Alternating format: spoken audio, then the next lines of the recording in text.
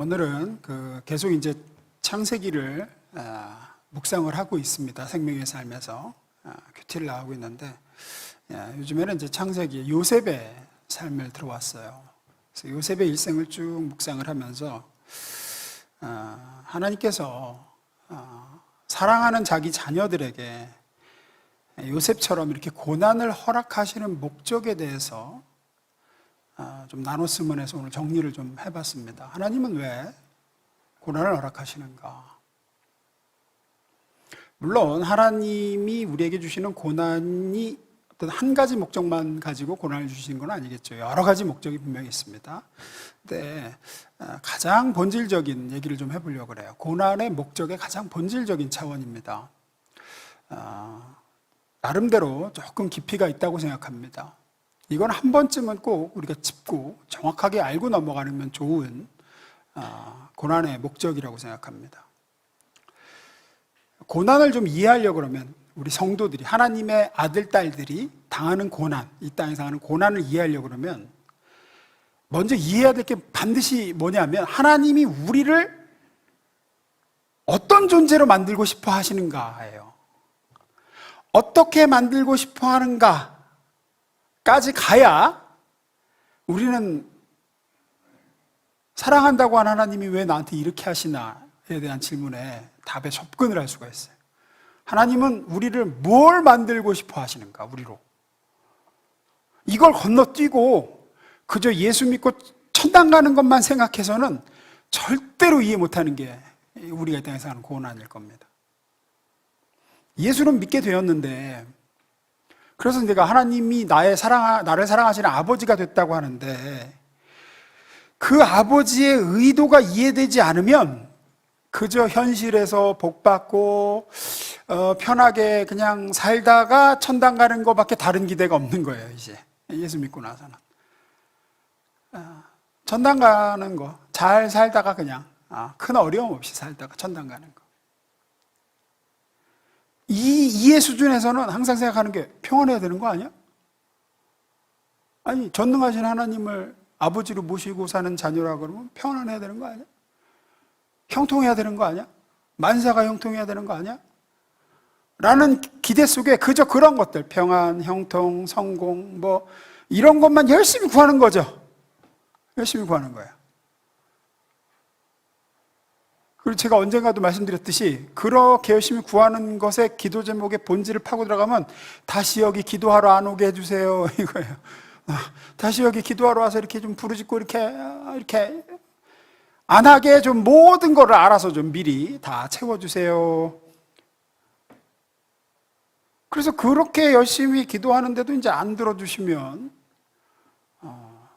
어려움이 생기고 예상치 못한 고난이 닥쳐오고, 그러면 속상하고 이제 불평하고, 심하면 불신까지 가죠. 이제 하나님 진짜 계신 건 맞나? 뭐 이렇게 가는 거죠. 이제.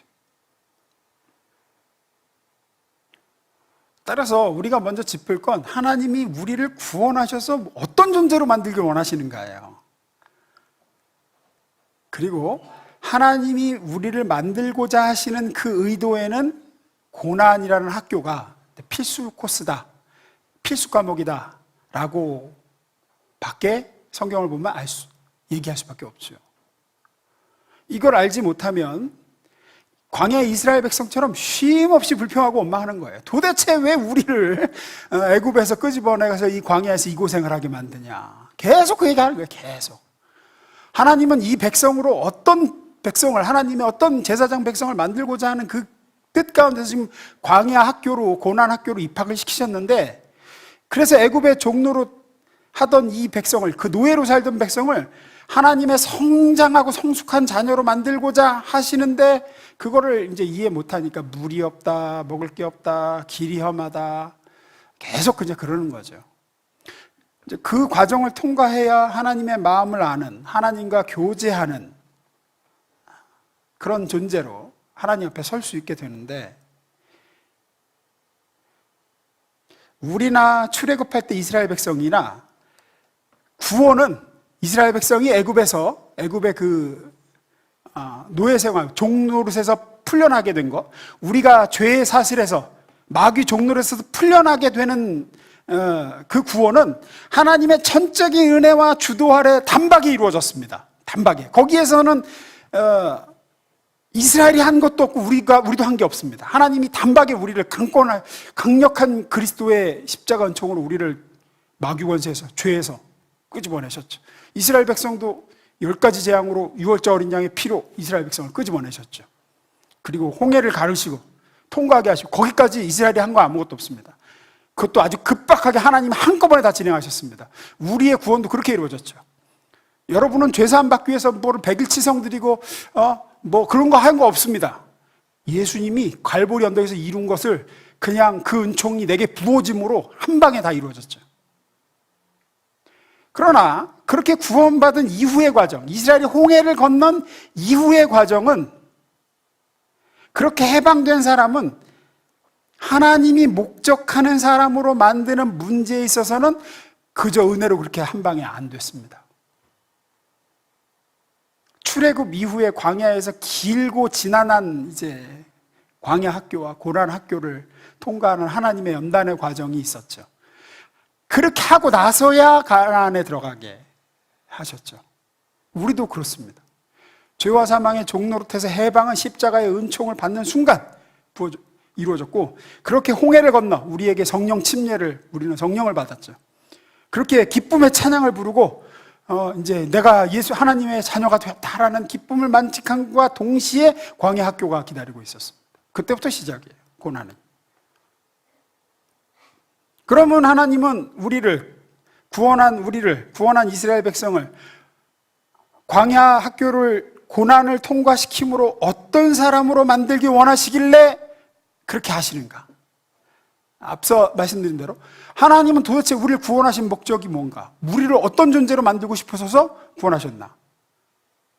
결론부터 말씀드리면, 하나님은 하나님과 사랑과 마음을 나누는 존재로 우리를 삼기를 원하시는 거예요. 그냥 구원해서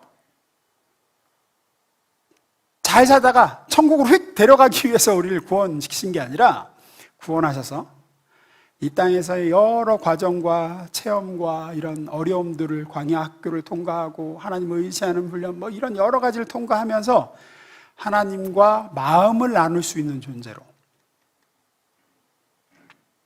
하나님과 사랑과 마음을 나누는 풍성한 관계로 우리를 이제 부르시는 거예요. 사랑과 마음을 나누려면 동등한 두 인격이래야만 가능합니다, 여러분. 마음을 나눈다는 건, 사랑을 나눈다는 건 동등한 두 인격 사이에서만 이루어지는 거라고요. 사랑과 마음을 나누는 관계는 어느 한쪽이 너무 열등하거나 아니면 종속될 수 없어요. 그렇게 해서는 마음을 나누는 존재가 안 돼요. 사랑을 하고 마음을 나누려면 둘이 대등한 수준을 가져야만, 그렇게 대등한 수준이 되면 될수록 더 깊이 사랑과 마음을 나눌 수 있게 되죠, 사람이. 대등한 수준이라 함은 이해에서나, 상호 이해, 서로를 이해하는 그 이해에 있어서나, 인격에 있어서나, 자발성에 있어서 수준이 같아지면 같아질수록 더 많은 사랑과 마음을 나눌 수가 있어요. 한쪽의 수준이 너무 떨어지면 아무리 한쪽에서 마음을 나누고 싶고 사랑을 나누고 싶어도 안 됩니다. 안 돼요. 예를 들어 볼게요. 아이가 태어났습니다. 갓난 아기예요. 물론 그 갓난 아기에게도 부모는 사랑을 부어주고 어느 정도의 교감하는 관계는 가질 수 있어요. 뭐 우르르 깎고 하면 애가 빵꾸 웃고 이 정도는 할 수 있어요. 이 정도는. 하지만 상당히 제한적이죠. 왜죠? 대등하지 않기 때문입니다. 아직 아기는 부모와 상호 이해하에 있어서나, 서로를 이해하는 이해력에 있어서나, 인격에 있어서나, 자발성에 있어서 너무 열등해요. 부모가 아이에게 자기의 마음을 알릴 방법이 없어요. 애가 너무 열등해. 아직 아기야. 아무것도 몰라. 그러다 아기가 자라서 이제 말을 배우고 어느 정도 인격이 형성되는 유치원생이 되면 아기 때하고는 비교도 할 수 없을 만큼 부모와 마음을 나누고 사랑을 나누죠. 하지만 여전히 제한적입니다. 아직 아이이기 때문입니다. 아직도 어린 인격이고 아이의 이해 수준에서 부모를 이해할 수밖에 없어요. 그 이상으로 부모와 교감하거나 풍성한 사랑과 마음을 나눌 수는 없어요. 부모에 비해 한참 열등합니다, 아직. 그러다 그 아이가 또 자라고 삶의 여러 풍파도 겪고 어려움도 지나고 하면서 성장해서 한 사람의 성인이 됩니다. 결혼을 하고 가정을 꾸립니다. 자신도 아이를 낳습니다. 부모가 됩니다. 그때가 되면 이제 부모와 대등한 수준이 되죠. 부모를 이해하는 이해력에서, 상호 이해력에서 아이 때하고는 비교도 할 수 없어요. 그렇죠? 저도 그래요. 저도 솔직히 이제야 제 아버지를 조금 이해하는 부분이 많아졌어요. 아버지도 이러셨겠구나, 내 나이 때 이러셨겠구나. 그러고 대화가 되죠. 이제 대화가 돼요. 마음이 나눠지죠. 인격이나 이해나 자발성에서 대등한 수준이 됩니다. 비로소 그때가 되면 부모의 마음을 헤아리기도 하고 부모와 대소사를 상의하기도 하고 서로 마음을 주고받기도 하고 깊은 사랑이 가능해집니다. 아기 때 나누던 사랑과 마음의 수준과는 비교도 할 수 없을 만큼 깊은 관계와 소통이 가능해지죠. 왜죠? 성장했기 때문입니다. 하나님이 우리를 구원하신 이유가 거기에 있습니다. 하나님은 우리를 예수님처럼, 예수님 수준으로 끌어올리셔서 그렇게 성숙한 존재가 되게 하셔서 하나님과 마음과 사랑을 나누기를 원하세요. 근데 구원해서 그냥 평안하게 해서 천국 가면, 구원하면 이제 우리 영적으로 응애하고 태어난 거거든요. 영이 응애하고 태어났어. 그 영이 태어나서 이제 애기야. 물론 애기도 부모 사랑은 어느 정도는 느껴. 그러나 부모 마음을 절대 헤아릴 수 없습니다. 애기는 부모와 대화가 불가능해요. 근데 대다수의 성도들이 그냥 여기가 그냥 애기 상태에서 머물러 있기를 바라요. 고난 없이 그냥 그렇게 살다가 천당 가길 바라요. 근데 하나님은 우리를 절대 그렇게 두시려고 구원하신 게 아니에요. 우리를 성장시키길 원하십니다. 그래서 학교를 입학시키세요. 고난의 학교를 입학시키세요. 거기서 배우고 성장하고 자꾸 커. 우리를 장성한 자녀가 되기를 원하세요.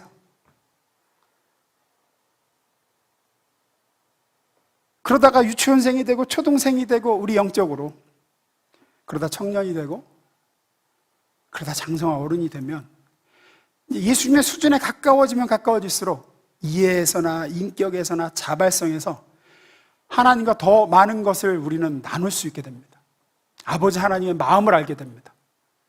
그리고 하나님과 상의하게 됩니다. 하나님의 계획에 대해서. 그리고 기꺼이 자발적으로 하나님의 아버지의 계획에 나를 드리게 되고 참여하게 되죠.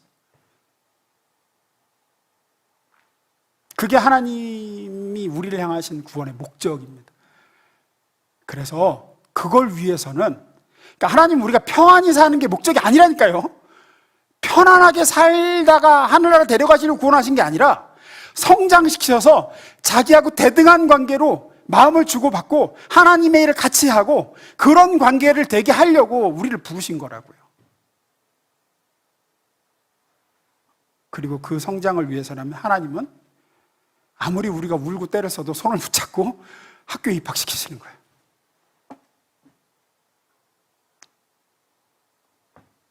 고통을 허락하시고 어려움을 당하기도 하시고. 요셉의 이야기로 한번 가보겠습니다. 본문의 요셉, 우리 아까 시편에 나오는 요셉의 얘기거든요. 요셉의 얘기를 보면 요셉은 아버지 야곱의 정말 사랑받는 아들로 태어났죠. 왜 그렇게 요셉을 사랑했을까요? 라헬을 사랑했기 때문이에요. 라헬을. 그리고 라헬을 사랑했는데 라헬이 요셉 동생 낳다 죽었어요. 그러니 뭐 그 헛헛한 마음은 그냥 보면 라헬이 예뻤다 그러고 요셉도 예뻤다 그래요. 그러니까 엄마를 닮았어. 야곱이 잘생겼다는 얘기는 성경 어디에도 없어요. 근데 요셉은 잘생겼다는 얘기가 있어요. 라헬이 예뻤다는 얘기 있고. 그러니까 이 요셉은 엄마를 닮았던 것 같아요. 그 죽은 아내를 닮은 이 자식을 끔찍하게도 아꼈지. 채색 옷을 지어 입히고 그리고 그 아이가 자라면서 기막힌 꿈을 꿉니다. 형들이 자기한테 절한다, 뭐 이런 꿈을 꾸죠. 그걸 또 가서 또 막 떠버리고 얘기를 해. 그러다가 거기까지도 좋은데 또 형들이 뭐 잘못하면 그대로 또 아버지한테 가서 고자질하고. 그래서 형들한테 미움을 삽니다. 미움을 사죠. 그래서 노예로 팔려요. 그래서 애굽으로 갑니다. 노예가 돼서. 종살이를 합니다. 그러다 인정받죠? 조금 주인의 인정을 받아요. 그래서 그 집 집사가 됩니다. 좀 되나 뭐가 좀 되나 했는데 그러다가 이제 누명을 쓰죠. 그리고 또 옥에 갇힙니다. 옥에 갇혀서도 또 간수장의 인정을 받고 그나마 거기서 이제 좀 같은 죄인 중에서도 조금 이제 지위가 좀 있고 편한 생활을 했던 것 같아요. 그리고 높은 지위에 있던 술 맡은 관원장 이렇게 해몽해줘가지고 내가 이제 풀려나면 네 억울한 사정 내가 가서 풀어줄게 했는데 웬걸 잊어먹었어요. 하나님이 잊게 하셨다 그렇게 돼 있죠. 요셉을 잊어먹습니다. 그렇게 2년이 또 그냥 흘러갑니다. 그러다가 2년 후에 바로가 꿈을 꾸죠. 그리고 그 꿈을 해석할 사람이 이제 생각났다라고 술 맡은 관원장이 얘기를 하고 가서 바로의 꿈을 기가 막히게 해석합니다. 그리고 그냥 죄수에서 일약 총리가 돼서 온 세상을 구원하죠. 그게 이제 요셉의 일생의 얘기예요. 우리는 이 요셉의 이야기를 보면서 쉽게 요셉은 꿈의 사람, 요셉은 비전의 사람, 고난 속에서도 믿음을 지켜서 이렇게 복을 받았다. 거의 그렇게만 접근을 하는데 사실 성경이 말하는 요셉의 이야기는 좀 달라요. 오늘 우리 아까 읽은 시편 105편 17절에서 20절 봅니다. 17절, 18절 읽습니다. 시작.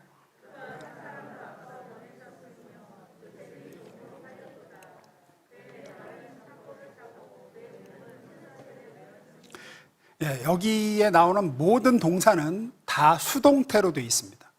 수동태.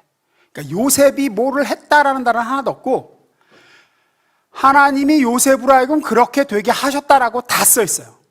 22절까지 다 그래요. 19절 또 있습니다. 19절, 20절 제가 읽을게요. 곧 여호와의 말씀이 응할 때까지라 그 말씀이 그를 단련하였도다. 왕이 사람을 보내어 그를 석방하며 묵백성의 통치자가 그를 자유롭게 하였도다. 21절 그를 그의 집의 주관자로 삼아 그의 모든 소유를 관리하게 하고 그의 뜻대로 모든 신하를 다스리며 그의 지혜로 장로들을 교훈하게 하셨도다.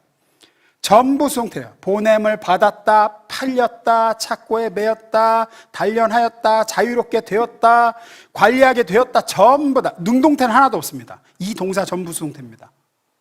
그러니까 요셉이 뭔가 어렸을 때 꿈을 가지고 비전을 품고 뭐 이런 건 하나도 없어요. 능동적으로 뭘 한 건 없어요. 억울하게도 자기가 한 건 하나도 없습니다. 전부 하나님이 그렇게 되도록 만드셨다. 아까 말씀드렸듯이 가기 싫은 학교 분모선에 강제로 끌려서 입학당하듯이 하나님이 요셉의 손을 잡고 노예로 팔리게 하시고 감옥에 집어넣으시고 그러셨다는 거예요. 19절 보시면 읽어봅니다. 시작.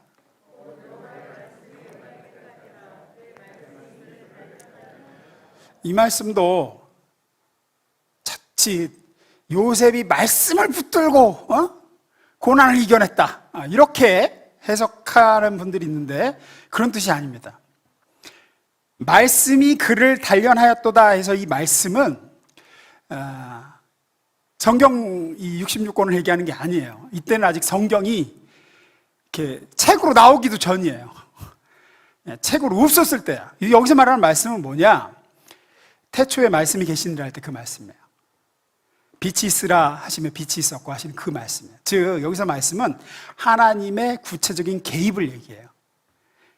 그러니까 요셉의 인생에 하나님이 개입하셔서 그를 단련시키셨다라는 얘기예요.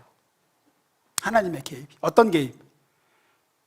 고난에 처하게 하시는 개입이에요. 어려움 당하게 하셨다는 거예요. 그리고 그런 고난 당하도록 하신 하나님의 개입이 요셉을 성장시키고 단련시켰다는 얘기를 하는 겁니다. 얼마나 고난이 컸느냐? 18절에 나오죠. 그의 발은 착고에 차이고 그의 몸은 쇠사슬에 매였으니 이래요.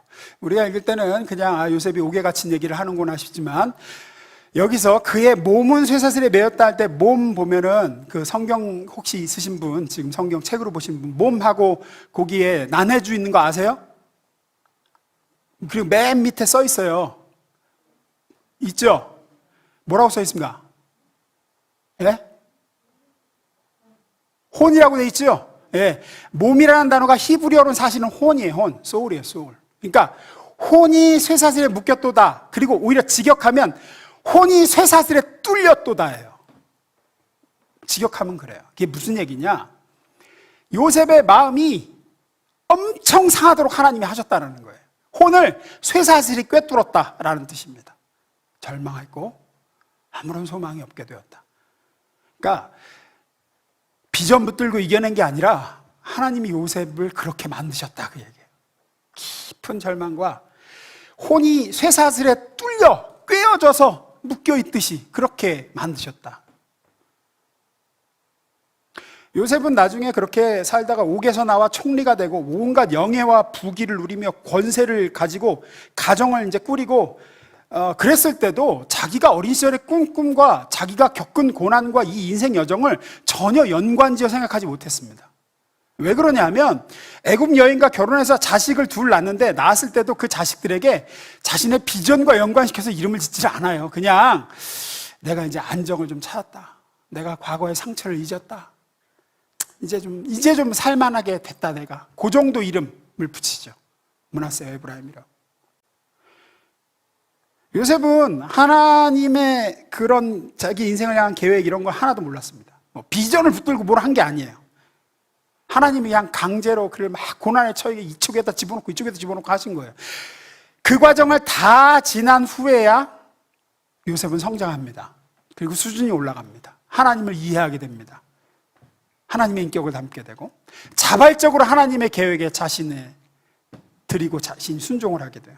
고난학교를 졸업한 후에 그렇게 됩니다. 그게 언제냐? 고난 졸업장 받을 때가 언제냐? 요셉이 7년 기근이 들어 형들이 양식 사러 와서 자기 앞에 엎드렸을 때예요. 형들이 자기 앞에 엎드렸을 때 비로소 어린 시절에 꾼 꿈을 그때 생각합니다. 그 전까지는 다 잊었어요. 그냥 까맣게 잊고 그냥 막 살았어요. 힘들게. 너무 힘들다. 근데 그때 비로소 하나님이 어린 시절에 꾸게 하신 꿈과 자기가 겪은 고난과 인생길을 연결시킵니다. 아, 이게 다 우연이 아니었구나. 하나님이 이렇게 하신 거였구나. 내가 우연히 이런 고난의 세월을 겪은 게 아니구나. 내가 아주 어렸을 때 그 기억도 못하던 그 꿈, 그때부터 하나님은 준비하셨던 거구나. 나에게 이런 고난의 학교를. 내가 겪은 고통도 나를 노예로 판 것도 형들이 아니라 하나님이셨구나. 억울한 누명 쓰고 옥에 갇힌 것도 하나님의 계획의 일부였구나. 내가 얻은 이 힘과 이 지위도 결국은 이 생명들을 구원하시려는 하나님의 크신 계획의 일환이었구나. 요셉이 성장을 합니다. 그 고난을 다 통과한 후에 하나님을 이해하는 수준이 돼요. 고난을 겪지 않고 그러니까 고난을 겪지 않은 그 요셉의 형제들인 절대 이해할 수 없는 수준의 이해를 요셉은 하고 있고, 요셉의 다른 형제들이 절대로 보지 못하는 걸 보고 알지 못하는 걸 알게 됩니다. 요셉은 고난을 통과한 후에 알게 돼요. 다른 형제들은 아버지 야곱하고 그냥 양치면서 사는 형제들은 몰라. 요셉만 알죠. 요셉은 하나님을 이해합니다. 인격적으로 닮습니다. 자기를 팔아넘긴 형제들을 용서합니다. 용서를 넘어 오히려 위로하죠. 위로해요. 그리고 하나님의 계획에 대해서 얘기를 하기 시작합니다. 그게 창세기 45장 7절 8절입니다. 요셉이 형제들에게 하죠. 하나님이 놀라운 방법으로 형님들을 구원하고 형님들과 형님들의 자손들이 살아남도록 하기 위해서 나를 형님들보다 먼저 보냈습니다. 하나님이 그렇게 하셨습니다. 당신들이 판 게 아닙니다. 그러므로 나를 이곳에 보내신 분들은 형님들이 아니라 하나님이십니다. 뭘 위해서? 이스라엘이라는 민족을 보존하시기 위해서 생명을 살리고자 하나님은 이렇게 하신 겁니다. 비로소 요셉은 눈이 뜨이고 하나님의 마음을 알게 되고 계획을 알게 되고 그것들에 대해서 다른 사람들에게 증거하게 되죠. 하나님의 인격을 소유하게 됩니다. 요셉은 채색 옷을 입고 아버지 야곱의 사랑을 받으면서 그냥 그렇게 살았으면 절대로 얻지 못했을 거예요. 영적 성장, 이 수준을 못 와요. 하나님이 보내신 이 고난이라는 학교를 졸업하고 얻은 성장입니다. 꿈자랑하던 요셉, 형들의 허물을 고자질하던 철부지가 이해와 인격에서 하나님을 닮게 되고 하나님의 계획을 알게 되고 하나님의 마음을 품게 되고 기꺼이 그 계획을 위해서 남은 자신의 생을 드리죠.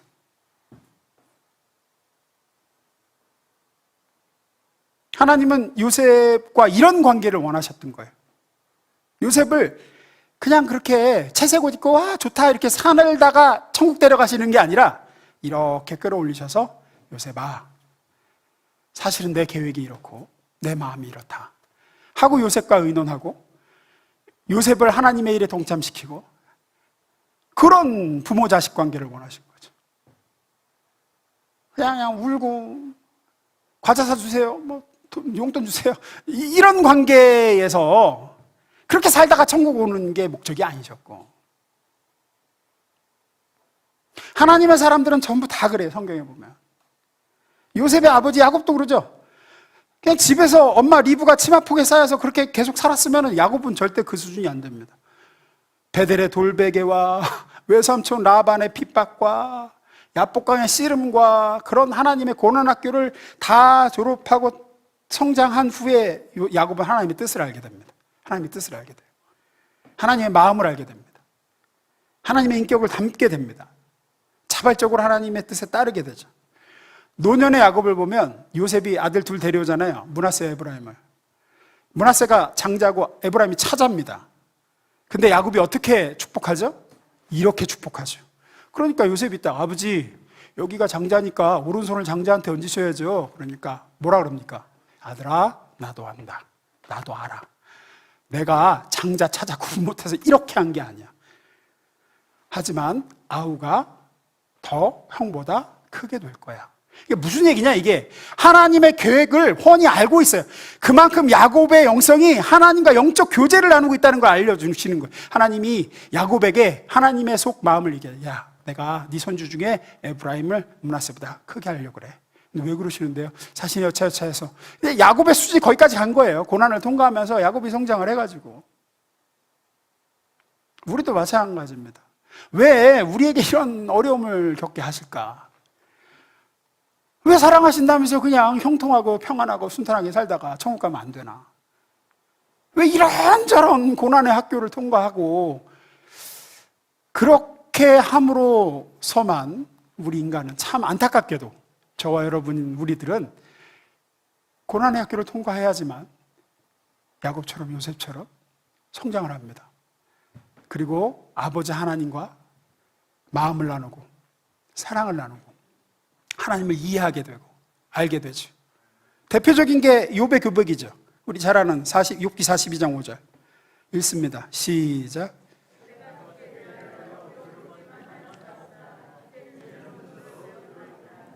네. 아마 이 중에는 작년보다 올해 더 주님을 이해하게 되고 듣는 것만이 아니라 주님을 보게 되신 분들이 있을 겁니다. 절대로 편하게 살아서는 그렇게 안 됩니다. 우리는 여러 가지 일을 겪고 고난도 어려움도 주님과 함께 겪으며 주님을 의지하며 주님을 찾고 그렇게 하는 속에서 성장하게 되죠. 주님을 보게 되고 알게 되고 영적인 성장을 거듭하게 되고 유치원생에서 초등생으로, 초등생에서 중학생으로 그러다가 장성하여 이제 정말 아버지와 상의하는 수준까지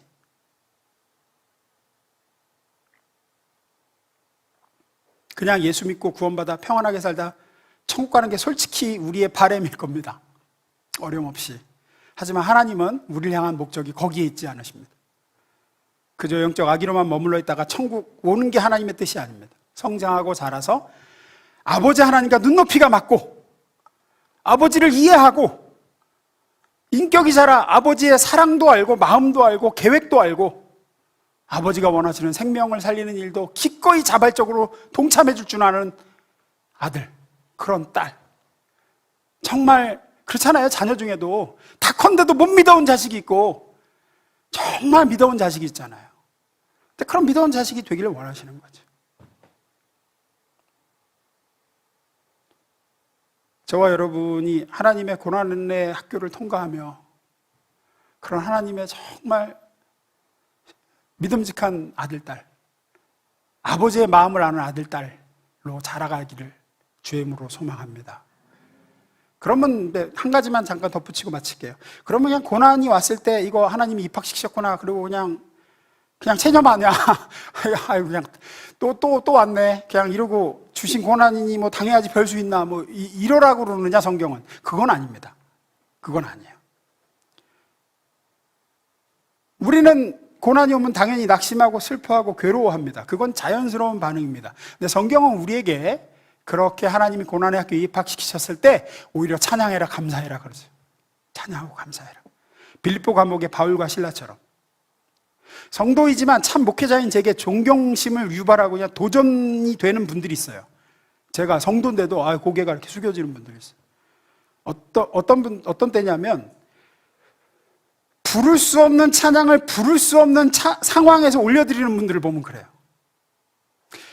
드릴 수 없는 감사를 드릴 수 없는 상황에서 올려드리는 분들 보면 그래요. 그러면 진짜 도전이 돼요. 이 문제 하나 해결 안 해주면서 뭘 사랑한다 그래, 이 문제 하나 해결 못하면서 뭐 전능하시다 그래 하지 않고, 지금은 내가 알지 못하지만 하나님은 실수하지 않으십니다. 더 좋은 계획이 있으심을 저는 믿습니다. 그래서 이제 선포하고 찬양하고 감사하는 거죠. 그게 입술의 권세고 말의 능력입니다. 고난할 때 우리가 할 일 중 하나입니다. 또 하나는 기도하는 겁니다. 와서 울부짖고 기도하는 거예요. 늘 말씀드리지만 괴롭다, 그리고 그냥 엉뚱한 데 가서 술 마시고 집에서 그냥 누워있고 사람한테 하소연하고 그냥 자기 자신한테 막 그냥 하는 게 아니라 성경 말씀대로 고난당하는 자가 있느냐, 그는 기도할 것이요, 그렇죠. 하나님 앞에서 우는 겁니다. 아프면 아프다고 아버지께 와서 울고 부르짖고 하는 거예요. 힘들다고, 두렵다고, 괴롭다고. 그게 고난의 학교를 지나는 우리에게 요구되는 모습이에요. 그런 과정들을 통해서 우리는 성장을 하는 거고요. 저희 아버지 엊그제 지난번에 온 그 뇌경색 때문에 병원 또 정기검진 받으러 제가 모시고 갔는데, 근데 아버지가 눈물을 글썽하시면서 그러시는 거예요. 성경에서 봤다고, 성경에서 내가 봤어.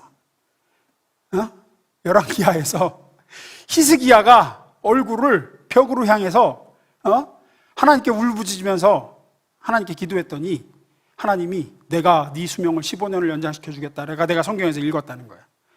그래서 자기가 뇌경색에서 병상에 누워있을 때 기도했대. 하나님께 기도했더니 하나님이 나를 회복시켜 주셨다. 그 얘기를 하시면서 이제 지난 주일에 내가 같은 목장이시잖아요, 김병현 집사님한테 기도하라고 내가 봤다고 성경에서 히스기야가 눈물로 기도했더니, 그러니까 하나님께 눈물로 기도하라고, 하나님 분명히 들어주신다. 그래서 제가 잘하셨다 그랬어요. 잘하셨다고. 네, 맞습니다. 고난의 학교를 통과할 때는 물론 그 뒤에 하나님의 성장시키는 뜻이 있지만 우리는 비명 지르고 하나님 앞에서 울고 기도하고 매달리고 해야죠. 고난할 때는 기도해야 돼요. 그때 하나님은 그 고난을 이길 힘도 주시고, 그러면서 성장을 하는 거고, 그러면서 하나님을 이해하게 되는 거고, 하나님은 지금 저와 여러분에게 이런 저런 문제와 한숨과 어려움을 지금도 아마 다 주셨을 겁니다. 그건 우리를 성장시키셔서 이해와 인격과 마음과 사랑에 있어서 하나님과 대등한 정도의 수준으로 성장시키셔서 그냥 기저귀 차고 우는 애가 아니라 아버지와 대화하는 딸로, 아버지의 마음을 알아주는 아들로 그렇게 키우고자 하십니다. 그게 우리를 구원하신 목적입니다. 그 마음을 아시고 거기까지 자라나게 하시는 하나님의 손길을 기뻐하며 성장하셔서 저와 여러분이 하나님의 정말 믿음직한 아들, 딸 될 수 있기를 축원합니다. 기도하겠습니다.